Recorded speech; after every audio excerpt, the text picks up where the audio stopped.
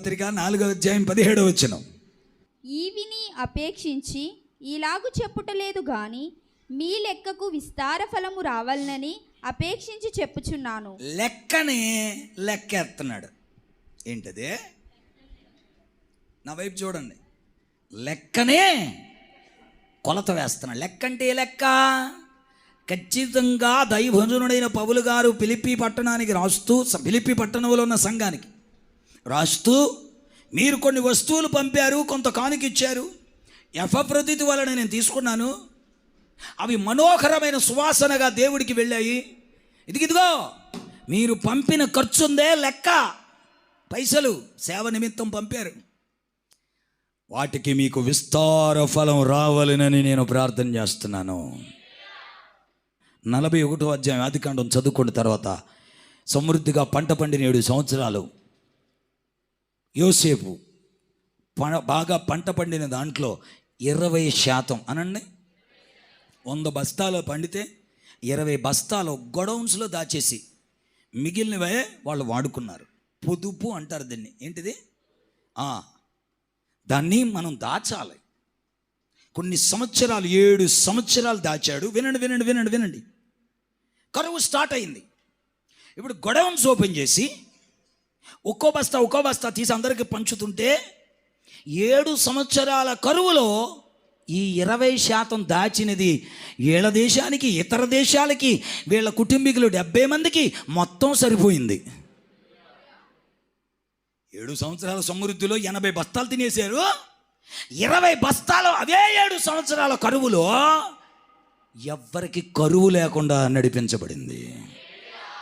అందుకని నీ చేతికి వచ్చిన రాగానే ఆదాయంలో ముందు 10 తీసి ఓ డబ్బాలో పడేసి, ఓ 20 తీసి ఇంకో డబ్బాలో వేసి, 70 రూపాయలే పట్టుకుని మార్కెట్కి వెళ్ళి చేప కొనుక్కోండి.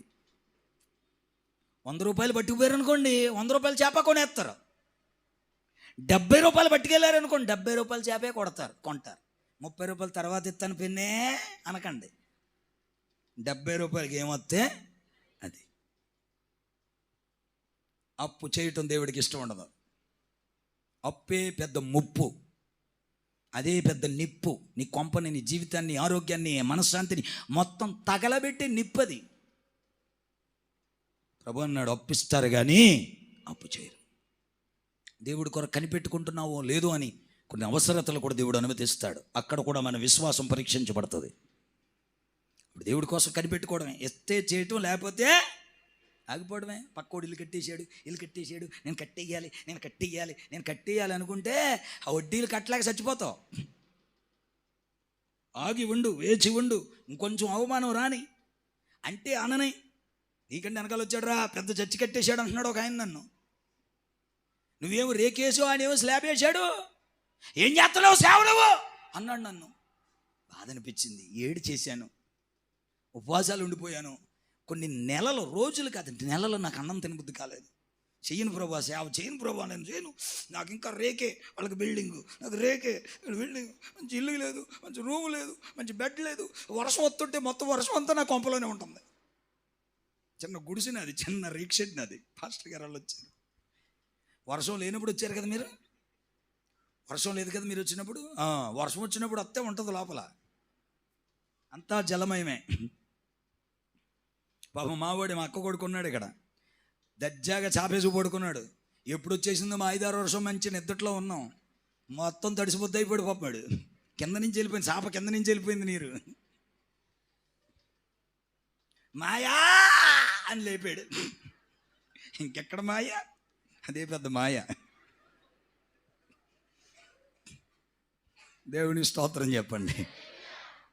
రోషం వచ్చేస్తుందా, ఆడి కట్టేసాడు, ఈడు కట్టేసాడు అని అప్పులు చేసేసి లోన్లు పెట్టేసి, లోన్లు పెడతాం, లోన్లు పెడితే వడ్డీ ఎంత ఎత్తాడు అనుకుంటున్నాడు? 50 పైసలు అంటాడు.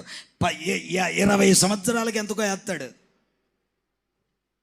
20 సంవత్సరాలకి అది ఎంత వడ్డీ అవుతుందో తెలుసు? 6 రూపాయలు 7 రూపాయలు వడ్డీ అవుతుంది. అది 50 పైసలు అండి, తక్కువ వడ్డీకి వచ్చిందండి. దేవుని కృపను బట్టి లోన్ కట్టి ఇల్లు కట్టుకున్నాండి. పాస్టర్ గారు మీరు రిబ్బన్ కట్ చేయండి అని ఇక్కడ సాక్ష్యం చెప్తాం.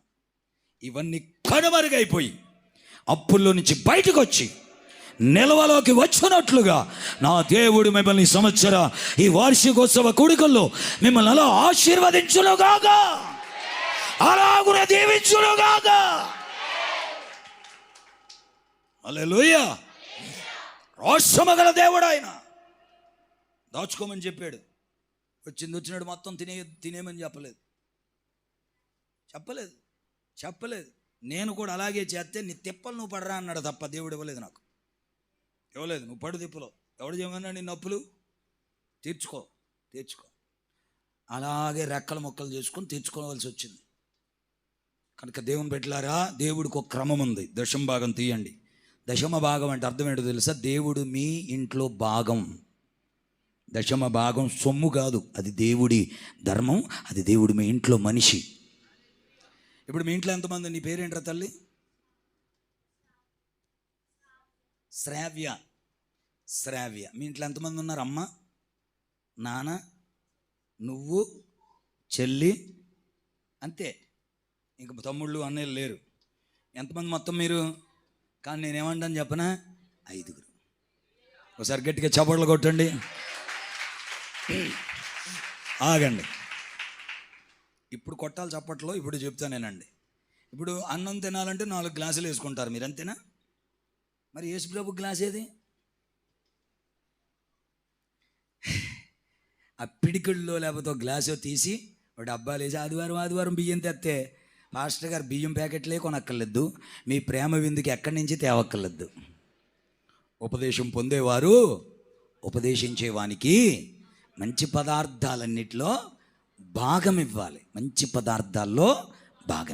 దేవునికి స్తోత్రం. మీ ఇంట్లో యేసయ్య ఉన్నాడని మీరు ఒప్పుకుంటున్న విశ్వాసపు అడుగది. విశ్వాసం యొక్క స్టెప్ అది, ద ఫెయిత్ స్టెప్ అది. విశ్వాసము గలవారు అని మీరు ఒప్పుకుంటున్నారు క్రియల వలన. క్రియలు లేని విశ్వాసం చచ్చిపోతుంది. మీ విశ్వాసం చచ్చిపోయిన విశ్వాసం లాంటిది మీరు ఎలాంటివి చేయకపోతే. అలాంటి కార్యక్రమాలు సంఘము ద్వారా దేవుడు జరిగించినట్లు బలపరచునుగాక. గుప్పిళ్ళు విప్పుదురుగాక, చేతులు చాపుదురుగాక, మీ చేతులను దేవుడు బలపరచునుగాక.